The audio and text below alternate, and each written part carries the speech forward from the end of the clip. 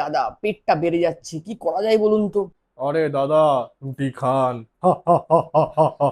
রুটি খেলেই কি সত্যি ওজন কমে যায়? আজকে এই কনফিউশনটা দূর করা যাক। প্রথমে একটা মিথ বাস্ট করি। কোনো রুটি নিজে থেকে ফ্যাট বার্ন কিন্তু করে না। ওয়েট লসের জন্য আপনার পুরো দিনের ক্যালোরি ইনটেক, পোর্শন সাইজ আর ফিজিক্যাল অ্যাক্টিভিটি বেশি গুরুত্বপূর্ণ। তবে রুটির টাইপ বেছে নেওয়ার ক্ষেত্রে কিছু ডিফারেন্স কিন্তু আছে। প্রথমে হোল হুইট বা আটার রুটি, এতে ফাইবার থাকে এবং এটা ব্যালেন্স ডায়েটের ক্ষেত্রে কিন্তু ভালো অংশ হতে পারে। তবে আজকাল বাজারে যে বেশিরভাগ গম ব্যবহার করা হয় তা জেনেটিক্যালি মডিফাইড এবং অনেক ক্ষেত্রে এতে গ্লুটিনের পরিমাণ তুলনামূলকভাবে বেশি এবং ফাইবার কিন্তু কম থাকতে পারে। তাই কোয়ালিটি অনুযায়ী ইফেক্ট কিন্তু ভিন্ন হতে পারে।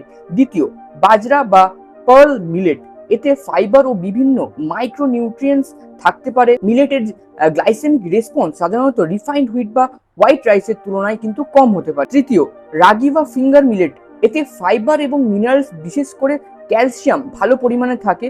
কিছু স্টাডিজে হোল ফিঙ্গার মিলেটের lower post meal glucose response কিন্তু দেখা গেছে। আর জোয়ার বা সরগামের ভালো হোল গ্রেন অপশন কিন্তু হতে পারে। কিন্তু একটা জিনিস মনে রাখবেন, রুটির নাম বদলালেই ওয়েট লস কিন্তু হবে না। তাই ওয়েট লসের জন্য আমার সিম্পল ফর্মুলা: হোল গ্রেন রুটি, protein, plenty of vegetables and control portion.